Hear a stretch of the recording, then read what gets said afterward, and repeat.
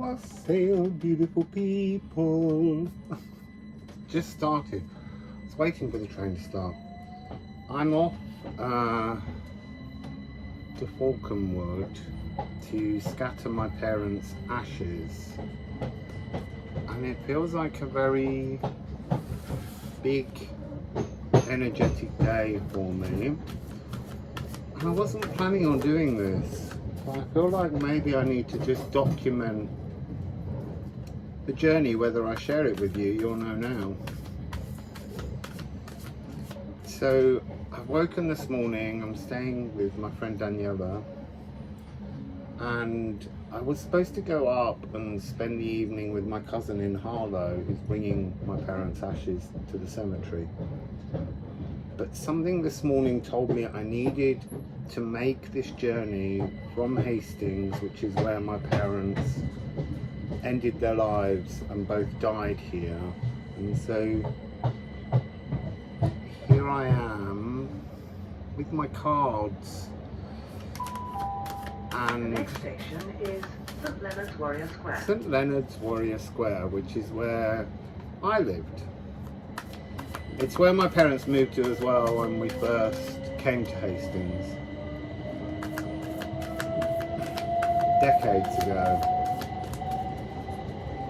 This is a long tunnel that they call Bo Peep tunnel.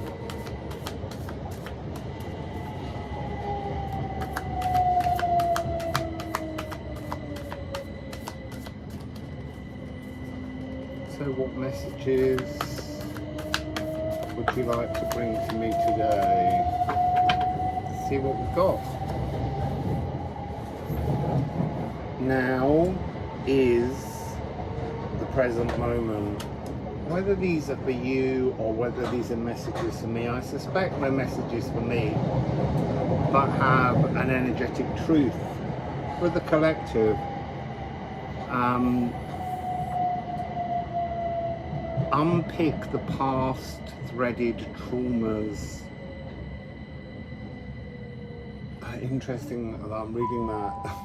We will shortly be arriving as we pull in St Leonard's Warrior Square. This was my train station, and it was also where the love of my life lived. He has apparently moved. Whether still in this area, I don't know. So coming into the present, re-sewing the tales of woe entangled around you, stopping you stepping into the unembroidered now. So that energy of something that hasn't been stitched yet, all the possibilities are still waiting there. Welcome aboard this southeastern. See what else we've got here coming in. Calling at West St Leonard's, Crowhurst, Battle, Robertsbridge, Etchingham, Stonegate, Gutton. Frant, It's time to gut the past, come into the now. I have to go and do London Bridge, this journey. London Charing Cross. She's stealing the show, the announcer. You see, I'm drawn to this line here, which is guard your energy as you approach the poisoned path. And it's interesting. Poisoned paths are a projection. It's very easy for us, within being alive, to search out quite naturally for the difficulties and to actually make them more difficult than they need to be. So I'm reminded of how when we first come into life, we are freshly, newly a spiritual being full of love. And when you first come in, you're suddenly in this physical world and you don't, almost like the channeling state when you don't remember the things you say. There's some exploration of the physical that's so wondrous because you've been wholly spiritual without form, that becomes the energy that you live by. temporarily. It's only when you start to make conscious memories and then we're taught to wire ourselves into the matrix that we lose a sense of being wholly present in a now moment. And so we have to now work out how to, well, I mean, unpick the stitches, the things that have woven you in so that you can be more in this onwardness energy with Valandi, experiencing life in a flow state. Let's see what else we have.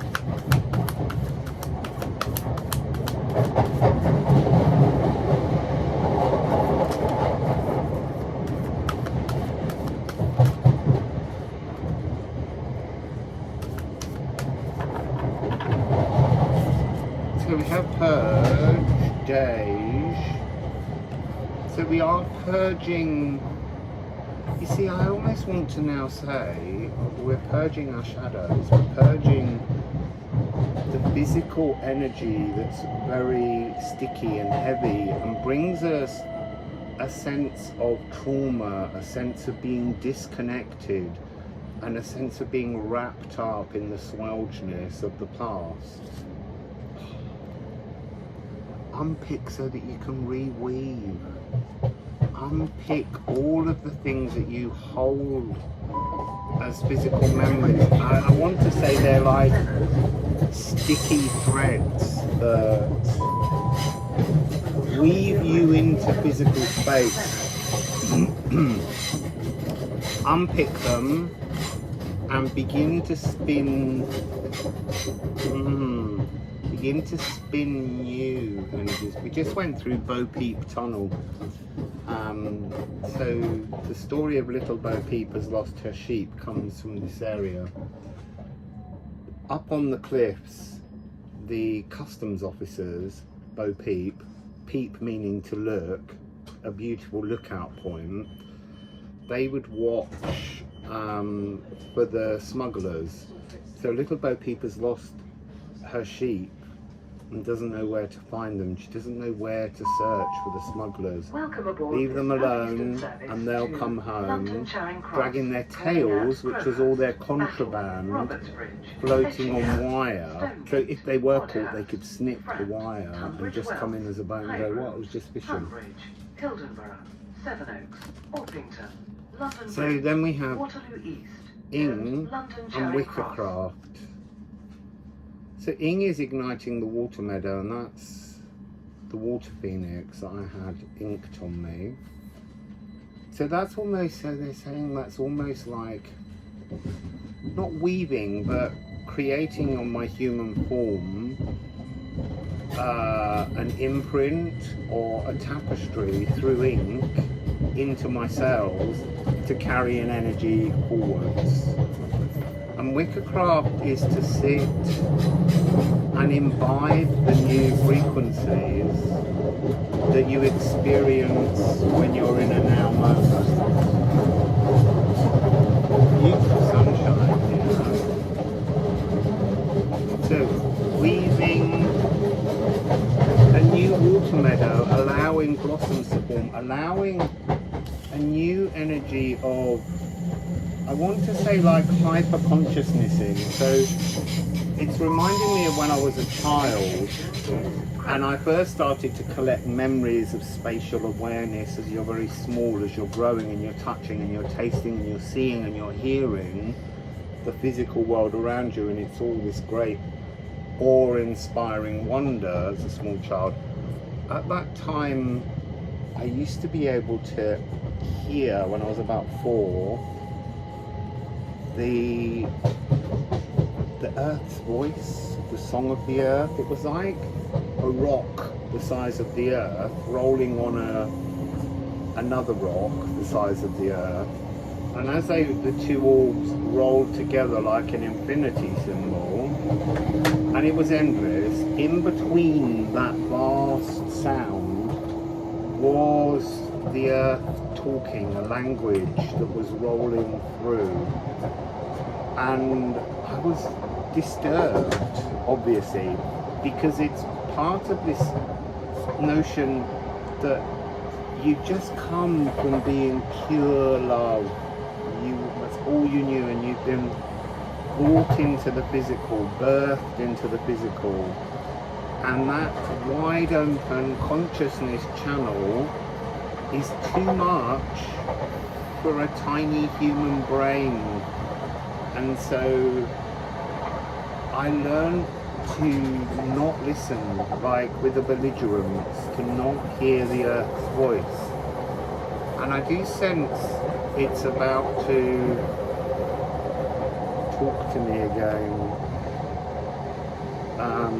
I did hear it briefly in Mexico, but then I wasn't sure whether I was hearing the melody of earthquakes that I experienced, or whether it was a reminder of a voice. But so there's something about entwining talismanic threads of love and ecstasy into the stream of consciousness, which is widening, or is becoming a new station that we can tune into, but it's bigger, and it will have an energy of slight disturbing. It's big, big, big magic. It's outside of this realm. So I'm going to switch decks, because although I obviously love Liffruma, I'm also completely fascinated by the new collective deck we're working on, the Alchemy of Astrology. You can get Liffruma at liffruma.com. I need to say that because my mother said don't blow your own trumpet, and I feel like she's not here now, so I have to blow it.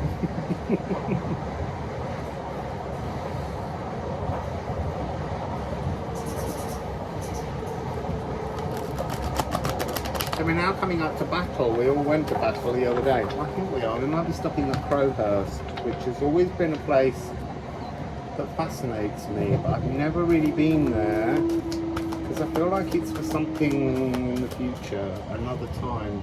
Such beautiful green fields everywhere. We will shortly be arriving at Crowhurst. Crowhurst. So let's see if the crows have a message, since I have crows on me. That card of Leo is coming out an awful lot at the moment, and it has this kind of playfulness to it. And this one as well, I'm getting a lot. What's your poison?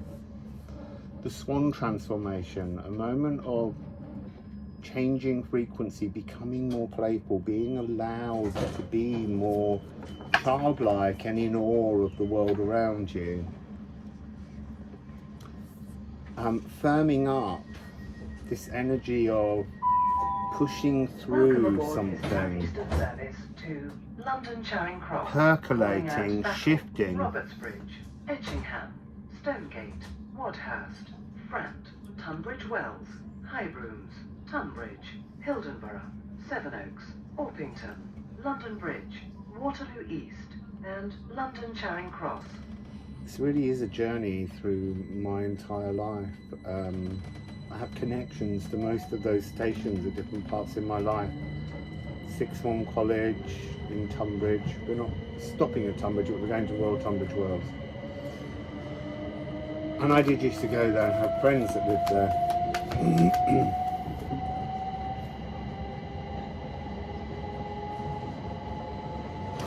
It's interesting, they're really drawing me to this line, what doesn't kill you? What doesn't kill you makes you stronger. And I remember in Portugal, after my mother had died and then my father died 2.5 months later, I remember patting myself on the back physically and going, do you know what, well done, you did it. Because my brother died, it felt very important for me to not die before my parents. I needed to outlive them, so I did that. And I'm getting this energy of 5665, the mirror of magic from the Wickercraft.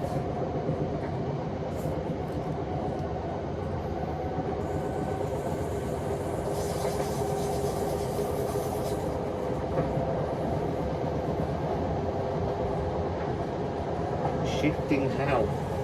because this is health. But this feels like an energy of like body health. But I do get this sense that body health only really truly comes when you can achieve a level of psychological health. You have to clear pathways in order to bring yourself into that energy, to allow your body to heal.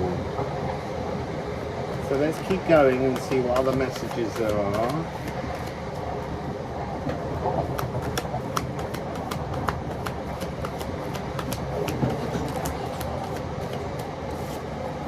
Embers. I love this alchemical card. It's like when you burnt off things, when you've released things, and they can be thoughts, they can be emotions, they can be physical aches, but they're like they return to being the massa confusa. And so in a weird way today, going to take my parents' ashes and put them in the ground, it's returning their physical form to be the embers for something else in the way distant future. So this is Phoenix forming. This is an energy where you allow a new emotional language to grow. I don't know if you can hear me over there. We'll sort it. See it, say it, sorted. But also, people want to sit in the same bit of carriage and I'm stealing all the space by talking endlessly as if I'm a bit nuts. Because they don't realise I'm making a video for all of you to watch. So we have the energy here of conjunction, merging with Moon in Pisces. And they're very similar colours, but they're really talking about, and there's the 6556. I said there was a mirror that was being formed between health and playfulness, and then here the conjunction is 65, and that's the 0 degrees, the merging of things, but merging with a sense of, Pisces is about passive daydreaming, and it's actually a triad chord that's kind of a suspended fourth. So it's bringing in an energy that's not like many of the moon in a particular house where it's just an interval of open space. This is talking about forming, realm forming, creating something substantial, merging focused intentions, in the heart of magic, being in the heart of magic and having an emotional release, but you have to be able to passively dream these things when awake to release them, to create something new. So let's get one, hopefully just one last card here. Roberts Bridge, the home of the cricket ball. Oh, it didn't do one. It did a spillage. So we have Ceres. Ceres, I'm picking up a big energy on Ceres. She's the water planter, but she's the recoder. She's the goddess of agriculture. She's up to something with Vesta and Eris. And Dark Moon Lilith that's going to be triggered at the point when Pluto shifts back. Pluto's just doing what he's doing, he's retrograding back into Capricorn, but at the point when he goes in, I want to say there's like a trap that's been laid, but it's a natural progress of the musical spheres. We have another 5-6, so we've got 5-6, 6-5, 5-6. North Node, Destiny. Remember the nodes are shifting in July. They're going into, North Node's going into Aries, and it will match my natal North Node. And then we have sextile, aspect of 60 degrees. This is to be a very friendly, helpful energy. So there's something about destinies transforming and becoming more apparently accessible, I guess is the best way to put it. I can't read the sextile as an open-ended card. Let's get one more card. Well, I've got one here. So, yeah. There's something materializing around us. I have to tick it now. So, this is fixed modality, and that always talks in the 3 primes in alchemy.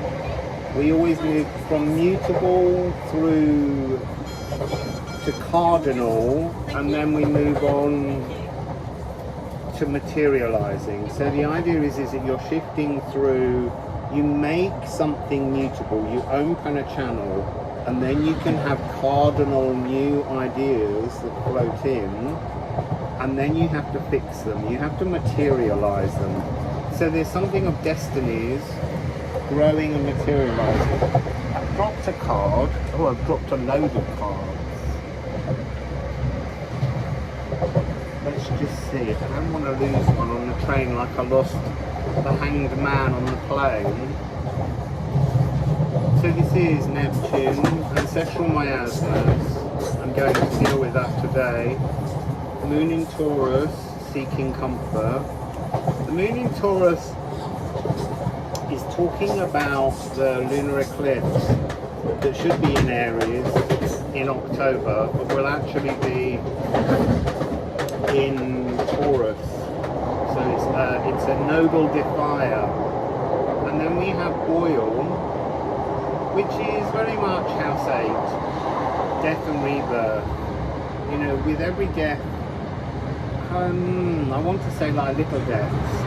But little deaths is really French for masturbation, which is an interesting story in that today they've been saying that it's something we've been doing for 40 million years. And then we have Ophiuchus, that 13 moon frequency, that 13 moon cycle that has Jupiter in Taurus, rolling through and bringing new opportunities. So what I was going to say was that the little deaths is like a little part of ourselves transforms at the point when someone dies that we like.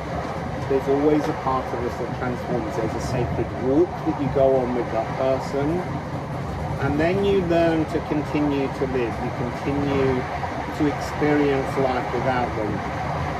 But the dead really want you to let them go and let them be empowered. There's something about the departed being able to encourage the serpents to descend from the hands of Ophiuchus, Asclepius, to give you a resurrection energy, to give you some kind of transformation, rather than a wallowing in grief.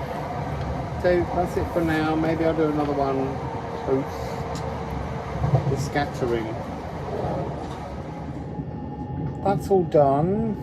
It's a very beautiful ceremony. My cousin Jane bought her mother, my auntie Iris, and Jane's other grandparents, Iris's parents, were in one of the flower beds just opposite. So a hole was dug and some flowers were put in, and then the ashes in this beautiful coppery kind of brass special thing, and you hold the handle and you press down and the disc at the bottom opens, and then they kind of, the mingled ashes cascaded out like a kind of an ash waterfall. It was very, very beautiful. I didn't know what to expect. And then I dug all the soil back into the hole next to the roses and churned the soil around a bit. And now I'm on the train home to where I have no home. It's very weird.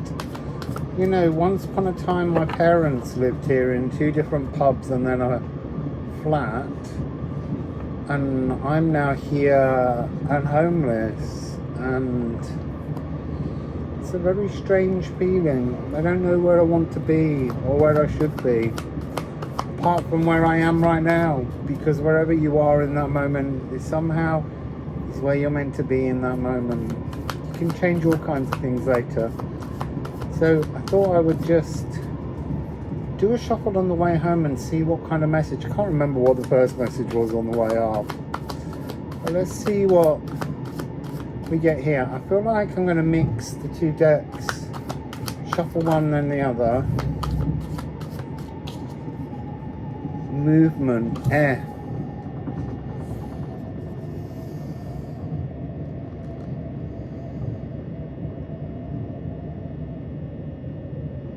It's all about letting go. It's what do you need others to do? Oh, interestingly, when I left the cemetery or the flower bed, and my mum and dad were being put in there with my brother, and it's also where my nan and my nandad, my mum's parents, are. I could hear a song, which I didn't like the cover version so much, but it turned out to be, as I caught the melody and looked it up and looked at the lyrics, it was the song We'll Be Together Again, Billie Holiday originally. And it was, the words are very, very beautiful, very, very poignant, and I have to be honest, it's not a song ever entered my head before.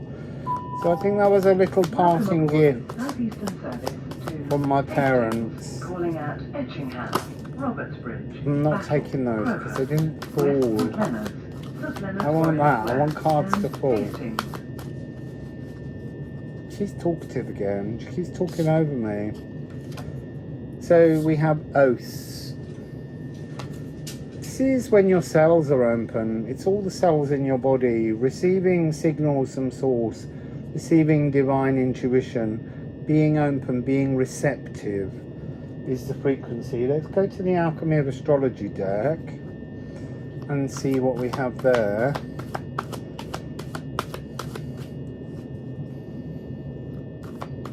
We'll be together again.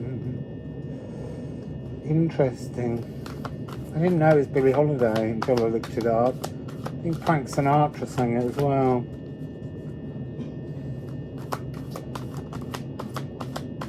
I'm not taking that water card or compose because they didn't fall.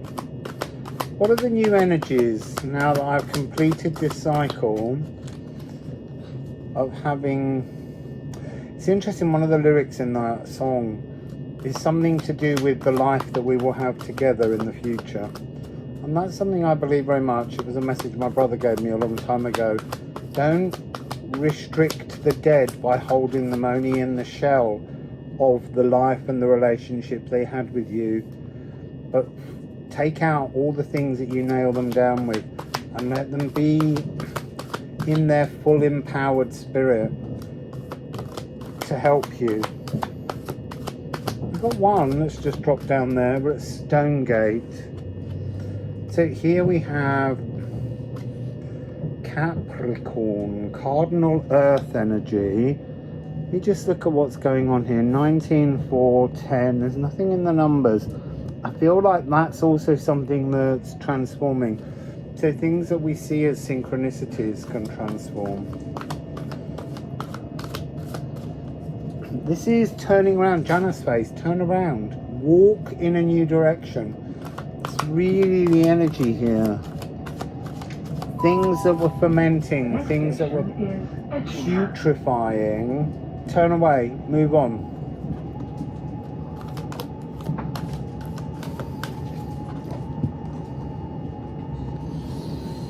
Antimony. So this is shaping, this is home, cardinal water, wolf protection. Precision searing. I'm getting that message a lot at the moment. A transformation in what I will be capable of witnessing. I've got a 4-4 here, Eve.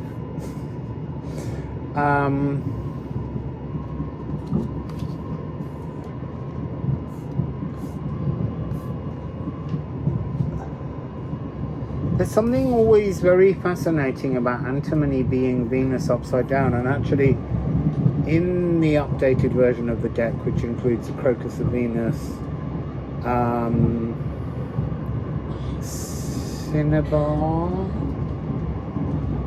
and there's another one, Vitriol, the symbol of Venus becomes the kind of code frequency. It becomes the energy of turning things on its side, adding energies, and transforming the locks that love can open. And I really think love is the key.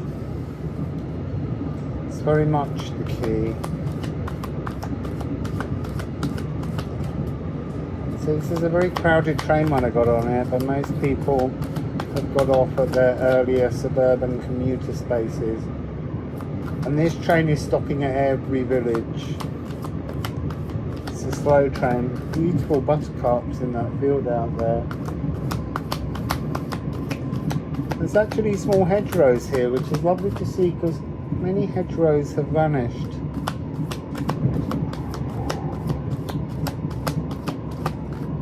Oh, it's telling me to go to the runes. I feel like the antimony didn't really open as an energy, but it's really the energy of home, and home is where the heart is, and the cells. I'm hearing home is where you place your now. It's where you place yourself in cardinal earth with new ideas. It's the new space you make your place. There you go. We will shortly be arriving at And this is interesting that this came out upside down. It's like what you can see is what you decide to see. See, that's another of these new messages. You will see more.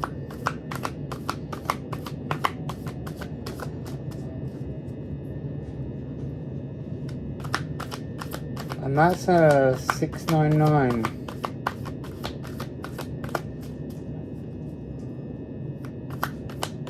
No, I think I've got to go back to the other deck now.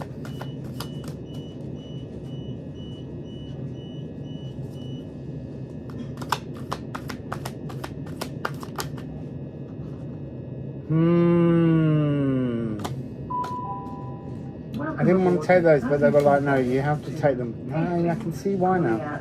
So, healing. I've just been through a healing. A long one. That was, you know, my whole journey traveling, making this deck, putting the deck up for sale, moving forwards. There is a healed destiny that opens now. For all of us, if we want to accept it. And it's to do with Jupiter in Taurus somehow. The great cleanser, a great cleansing. I could do with a great cleansing. Let's go back to the runes and just put some more on top. There's like a vast flow, an interconnectedness to, I want to say, two futures, to connecting your cells into your future now possibilities. It's done it again. It's turned them over and said you have to have them. Or I'll have them. So Flursa, flow in 13 frequency. Ring is Roberts Bridge.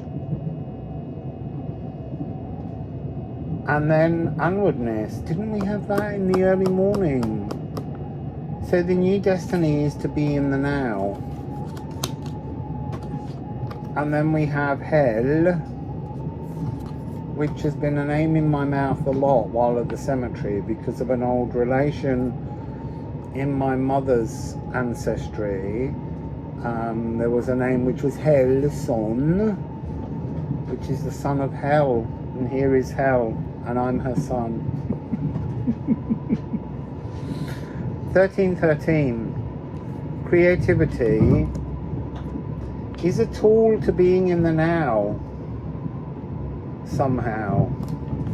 So I'm going to add 3 more Alchemy of Astrology, and then I'm going to chill out for the rest of the journey. I'm very parched, not had a lot to drink. Had a really, really horrible coffee at the cemetery. It could be such a beautiful cafe and florist shop. It's a little bit sad. That one's gone on the floor.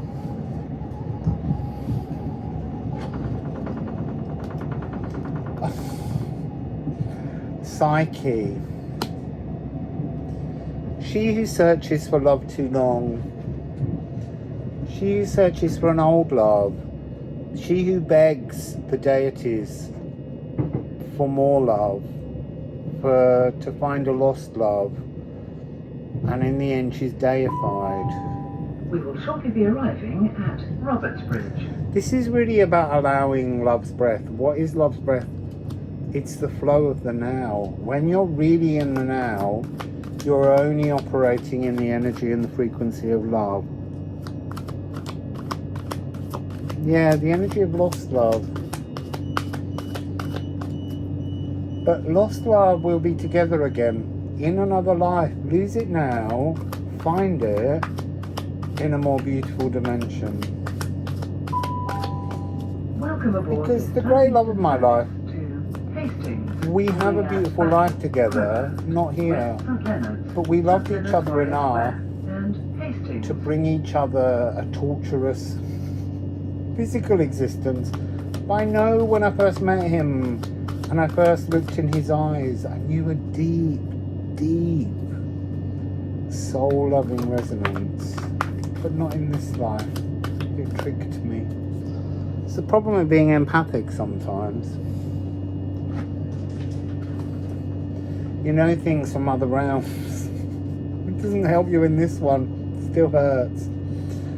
To Psyche, bringing my essence, our essence, the journey of essence, by acknowledging the departed in some way, you move to this frequency. It's interesting, this morning, it wasn't this card, but it's here again. I keep getting this energy of 1066 turning up at the moment, which is the date of the Battle of Hastings. So let me keep this 3 and 3. I got one more to get.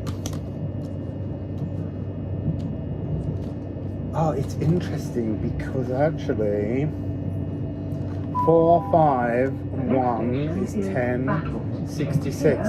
There's the very thing, battle. Where we went. The Battle of Hastings took place at Battle Abbey in 1066. And this year, because the anniversary of the day is the 14th of October, and actually this year there will be a solar eclipse on the 14th of October. I'm not taking that one. I've seen Best in Bet Noirs over and over again. I've bested them. I have no Bet Noirs. They're all zooming.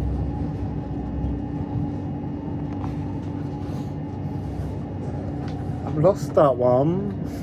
Here it is. Moon in Aquarius. So this is fluid emotional freedom. This is my moon. My moon is in Aquarius on my natal chart. Deep love. It can also be a strong ego, a rigidity. There's something about that people never quite acknowledge. They kind of go, "Ooh, Aquarians, a little bit quirky." Actually, they can be as stubborn as a Taurus, even though I'm trying to update all that energy. Because I think we get trapped with the self-fulfilling astrological prophecy. And this is a deck that's designed to teach us the alchemy of astrology and help us to move things on. I'm not going to pull ceramic runes on this. I'm just going to say my essence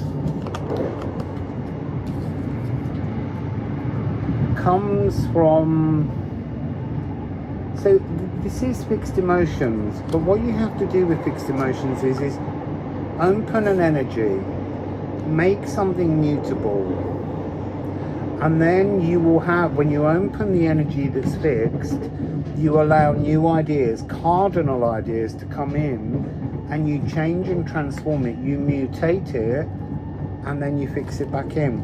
That's the idea behind mutable, cardinal, and fixed.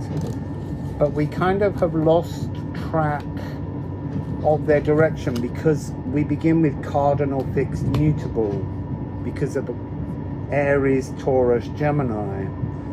And let me think, no, I actually begin with fixed.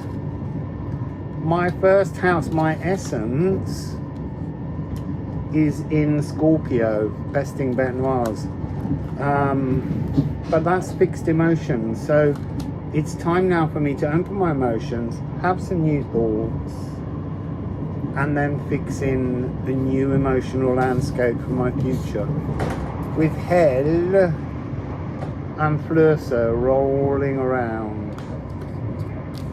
I feel very peaceful, having completed my parents' last wishes. They asked very much to be with their son, and they are now.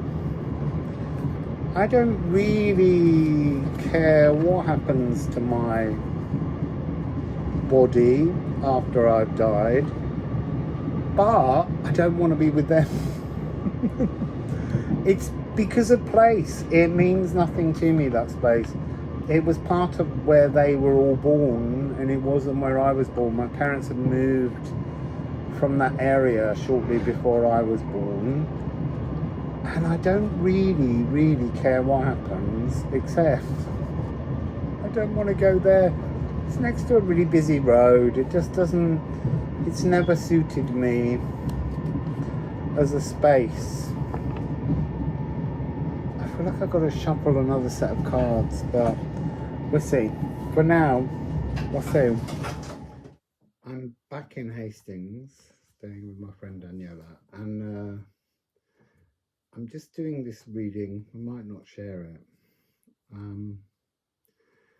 because I'm sitting on this wonderful crocheted blanket, and I made the main part of it. I made crochet squares when I used to go up and down on the train from Hastings to London for work. And there's something very magical about the fact that there's so much of my life crocheted in, all my energy, that it feels like a magic spread. I gave it to Daniela when I went travelling, and she finished it, and it's very much theirs now, but I've just got it on this bed temporarily. So I thought I would do a final reading for today, because now I'm in the space where I've been sleeping for a few nights. I was here for the moon in Ophiuchus, and so I feel like there's something special,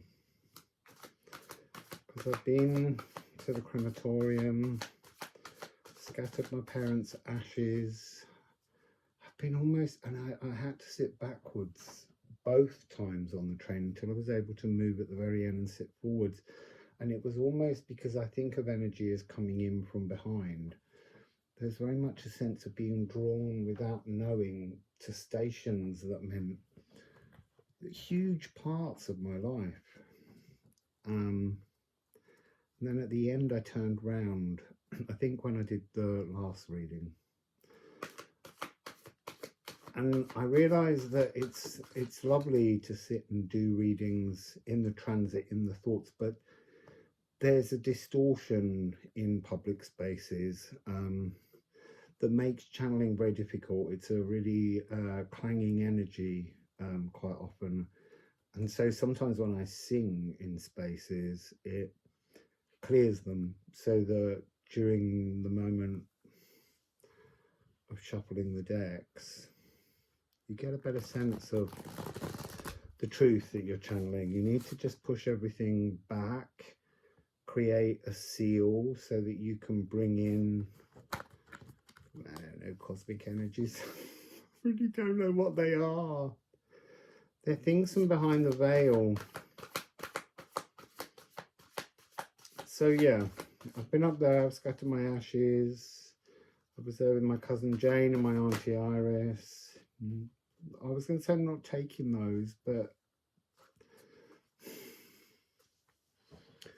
So the message here with needle and elks is the energy of this crochet blanket. And it's just saying that the things that you spend time mending or making, the things woven, the stitching, the clothing, the things, the fabrics, things that you carry around you that you've made, protect you because they're woven with your effort. So I kind of think at some point I want to do another one of these, and I want to weave a brand new melody for a new beginning. I think that's probably what I'm going to start doing. Going out and buying some wool, and I want to do a different pattern because this was just the traditional granny square. I love them, and my mum's mum made similar ones that we had on our beds, but they were all made from clothing we'd worn that was pulled apart and then turned into these squares and made as bed covers.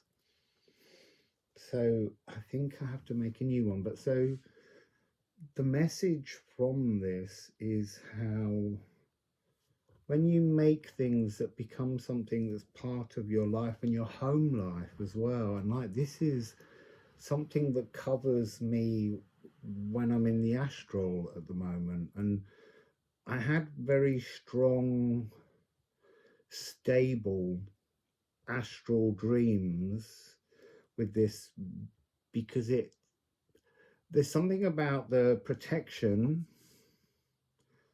of your own, from your own intention, is almost, it's like having some kind of mystical net just over you as you sleep, so that you have a greater clarity in astral dreaming is what I'm picking up. It's not something I've ever thought about. It's just what's channeling in right now, sitting on this energy. And there's also a message that you can transform the frequency of something that you've knitted, crocheted, stitched, whatever it is, but you can change the frequency of it. What's fascinating about knitting and crocheting is every single part of it, it's not like you've stitched pieces of fabric together. So it must be about yarn and wool and threads, but this contains your energy in every single stitch. And then the ends of this are all the bits that Daniela finished. And so there's something that's a sort of combination here. It's just gorgeous.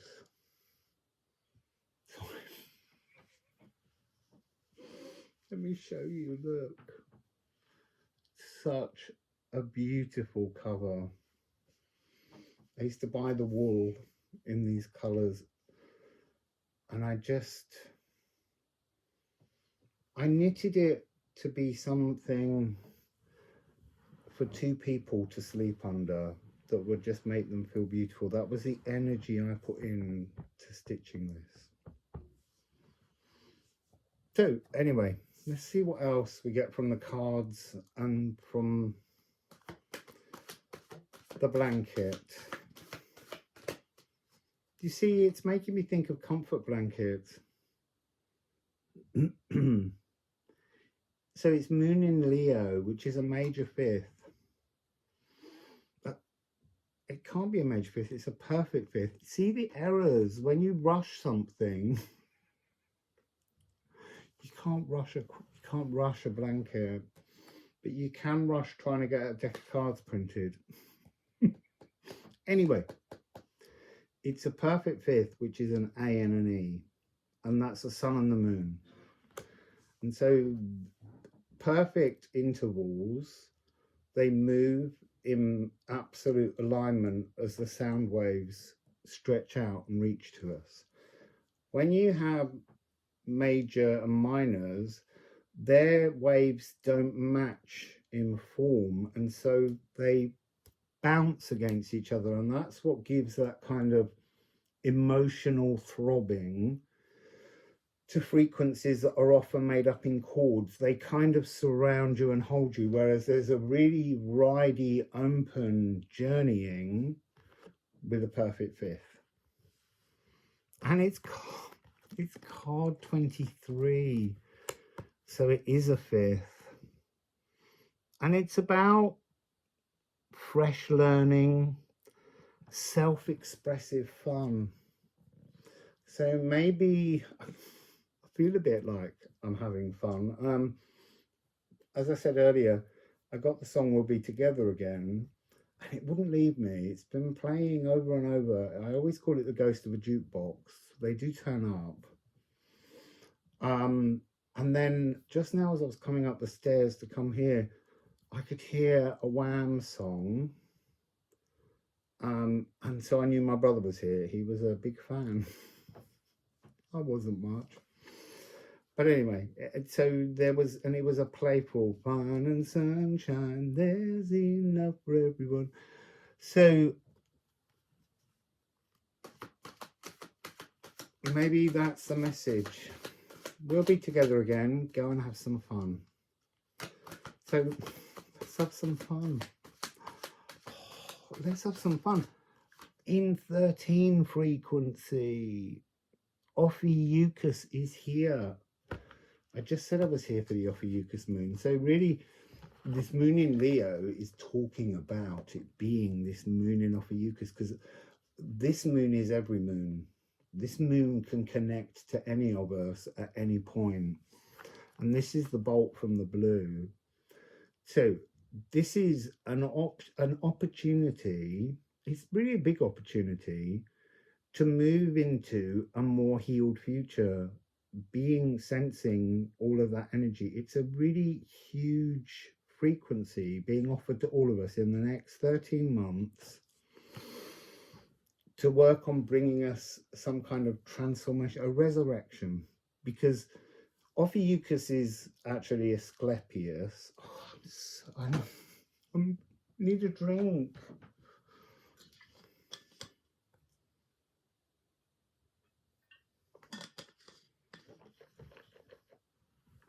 Wasn't enough time to consume liquids today. So Asclepius was the snake bearer. He was a healer. He was orphaned. That's me now.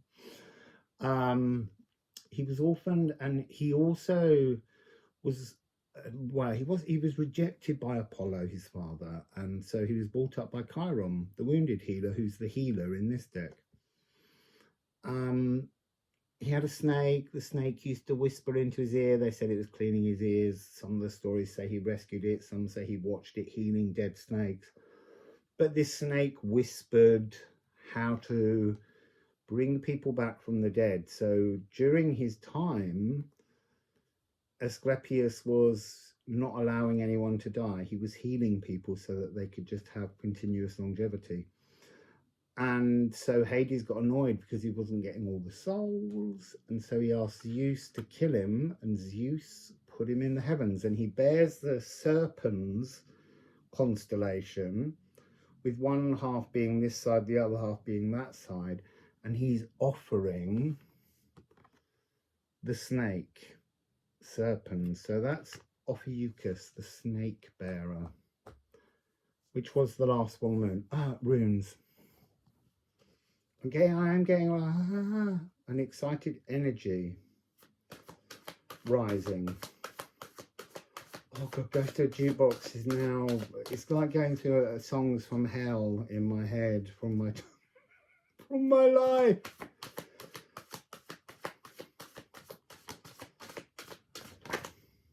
I'm not taking that one. I want them to fall. They've got to land on the stitches. Come on, stitches, tell us things. See? So this is 13, and it's coming with philosopher, which is also a 13. So a 13, 13. I've been seeing those all day. Philosopher is flow of creativity. It's the 13 moons frequency, and that's find a new flow in the next 13 moons. It also came with this just behind it, Wickercraft, sit, be patient in this energy, allow the new flow that you're creating by identifying things in your pattern thoughts. Oh, I'm burping now. So allow those thoughts to just be released. And every time you release one, see the pattern as the snake serpents biting its own tail, and tell it you don't need that reality, that circle that the snake is making, and just say to the snake, it's time to let go now. The snake lets go, all those shadows that bothered you slide away, and then the new cosmic snake energy, the new pattern, has room to sit in your being. But you have to make space. That's why you do shadow work. You release things. It's no good just looking towards the future, thinking, I'm going to have a brighter future. Go and look at those things, spot them, identify them, break them open, let them dissolve. So that's that energy. So you break them open. That's the first 3 parts in the alchemy. That's you make it mutable, and it unfixes. It comes from being fixed. It becomes mutable, and it mutates away. Then you have the idea what the new pattern, the new idea, the new cosmic snake will be, and you call that in. So the thought is the cardinal part, and calling it in, and it bites its tail, and you fixed in the new pattern. Easy. Leafshade. So it's being cradled by this, but it's also, it's coming across as duplicitous in that it's the old cradling that held the ophicus in a fixed flow, and this is now saying it's time to open the flow, make it mutable, have the cardinal idea, sorry, I had them up the wrong way, have the cardinal idea, and then fix it into your new reality. Call in that energy, practice for 13 moons now, that energy, and you can get there. And then this old cradle, as you break that snake and let the new energy flow, becomes a new cradle, but it's not a duplicitous one.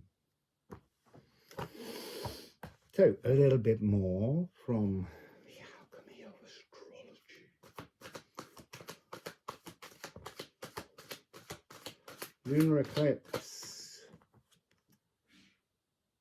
There's something about the lunar eclipse in October. It's in Taurus.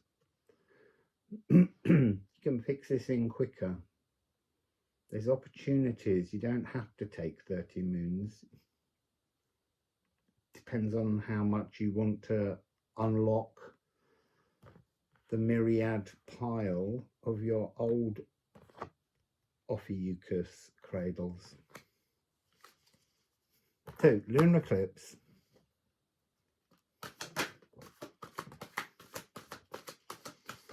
Plagued with the next card.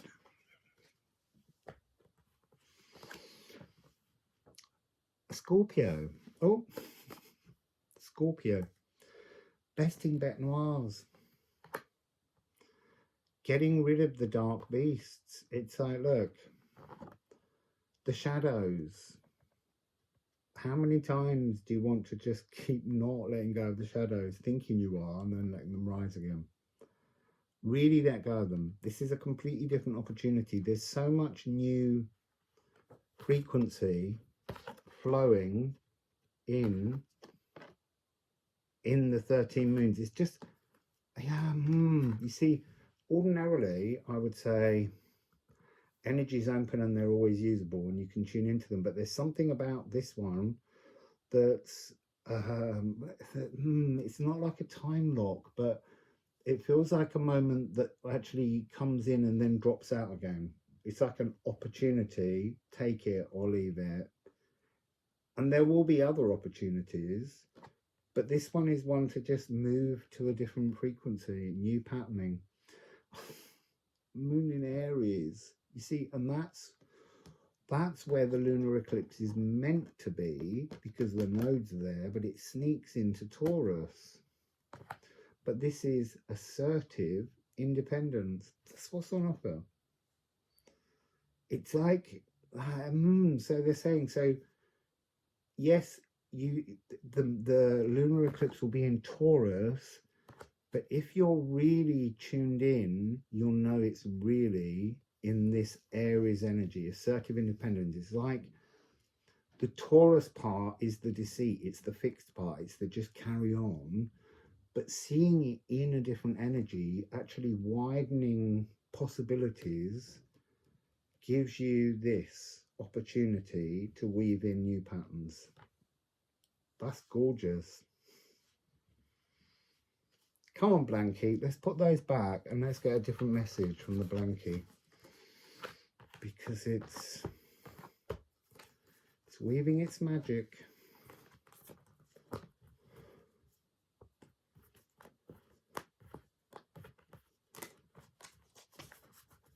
Well, honestly, there was a real of energy. It's like really thrilled energy. Like, at last we can come out. So, what's the message? No, I want to start with the other deck. I want to start with Liffruma.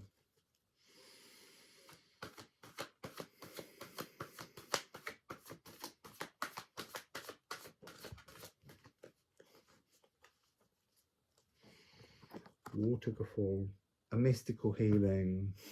I think it's just telling us the same story. If it is, I'm not doing it anymore. You wanted a different message. Is this another story? Come on, don't let that jukebox in. I don't want any more songs in my head. I'm trying to listen to Pride and Prejudice on the radio, and I'm nearly at the end and I keep nodding off.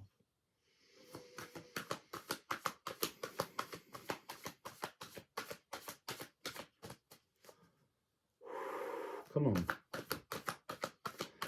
Make them hit them stitches. Rings on the stitches. Oh, that one was defiant.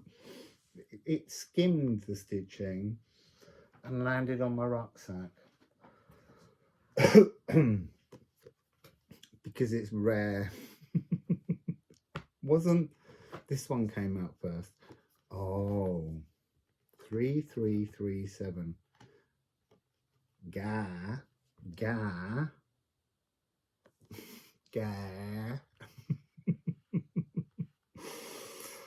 And Sunsteader. So what am I seeing in this? Seeing a lot of energy moving in different directions. So they're showing me like there's like a maze. Being healed is a maze. It's a labyrinth. And they're showing me it as like stepping stones. But they're moving in different directions to avoid pitfalls, but we don't we walk onwards and we let everything slap us and hit us. And so sometimes it's about taking a step backwards and shifting to the side before moving forwards. It's like, so they're showing me the old Lewis chess set. So there's a choreography to your future, which is playing out in your now. So you can follow the old way, and there's just this path that leads to a certain point with so many different frequencies that will move through us, but it's not very far on in terms of your future incarnations.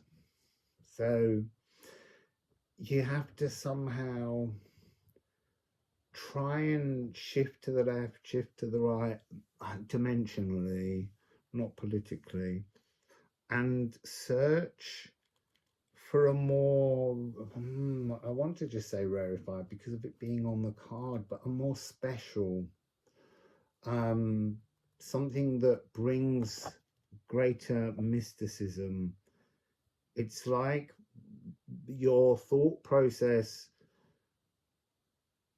to break it from the present and to move it into being fed from future lives, then you're anchoring that future closer and closer somehow, so that getting to the good lives, getting to the ones where things vibrate in great resonance, have to be imagined however you want to imagine them. There's no right or wrong to what you see as a perfect other existence, but don't set it here.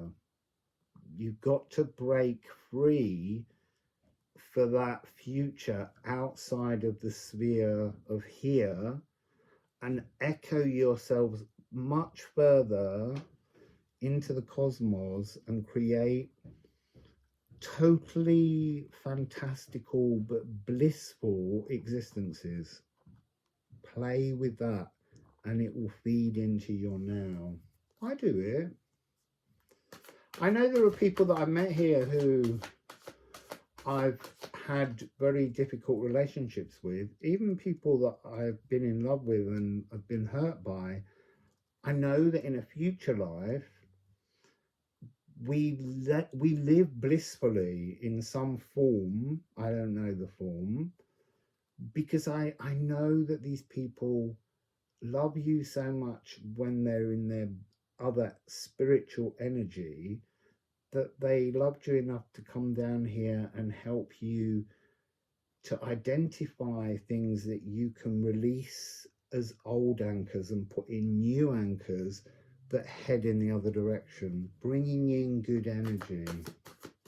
Oh no, we're going to change decks. So,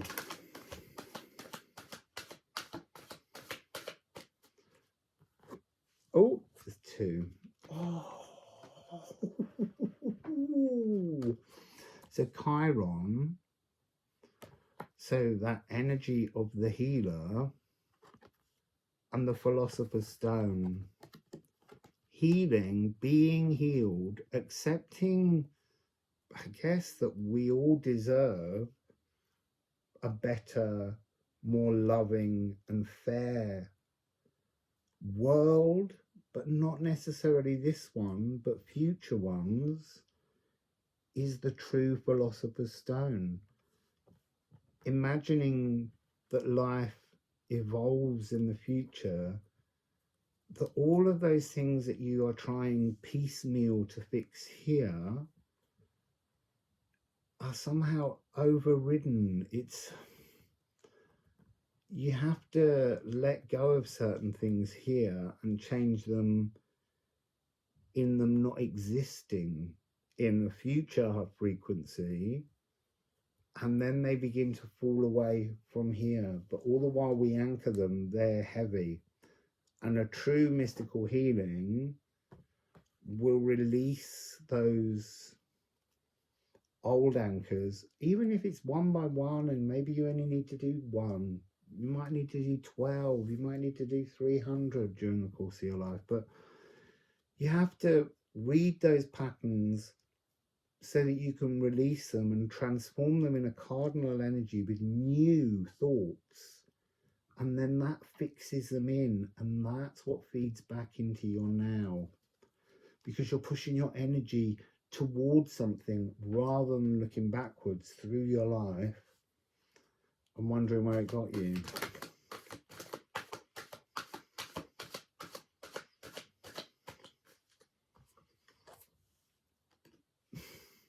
Magnet. This is the universal soul attraction. That's the rule. The more blissful and beautiful you paint your futures, all of the lives you're going to lead, you will have led them already, but you just need to, it's like, create them, and that's you remembering them. That's what that Ophiuchus 13 frequency is. You create future realms because it's the consciousness of source that's in us that makes the whole of the universe available. So our imagination to create future beautiful lives will then attract that energy to you now. That's beautiful. And the energy's calmed down now. It was...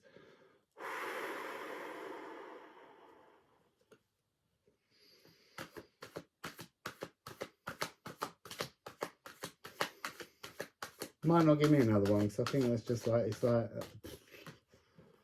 and that's it. And you ignite your water meadow.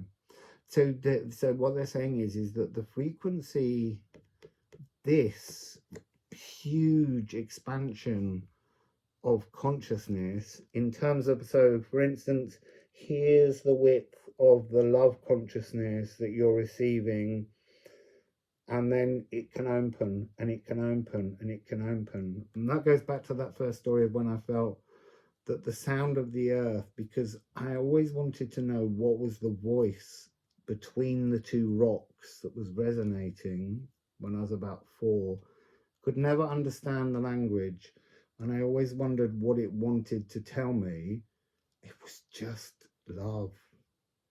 The world loves everything because it's made from love, and yet it has to take on distortions to be physical, because love can't exist as a total physical thing. It's a whole series of emotions, hormones, all these different kind of things rushing through us, and then it becomes something that wakens ourselves, and if we can hold it, we're just resonating our water phoenix. But you've got to feed it from the future, so it's got to come in to an ever wider expansion of love. Not judging people is one that's a really big space maker in terms of allowing messages in. There's no point to judging people. Everyone is on their own journey, and they're learning something from their journey. So you just have to let go, and just with everyone, just apply love. Just go into that energy with that kind of space, and that's your water phoenix. But to do that, you've got to imagine how you can live lives where people are completely, beings are completely in harmony with each other and their surroundings. You all need to imagine it so that you build that feeding back, magnetized in to ignite the water phoenix. That's your philosopher's stone. Maybe that's a little extra secret from the Ophiuchus, because that was coming up all the way through. It was your journey to find your personal philosopher's stone, is just release all judgments.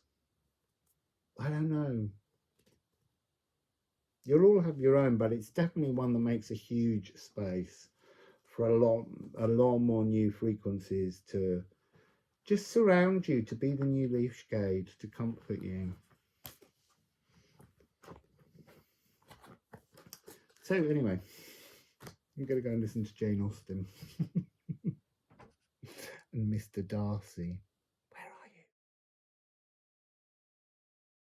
If you want to join in the Healing Oracle fun, then pop across to liffruma.com where you can purchase a copy of the deck for yourselves. Wassail!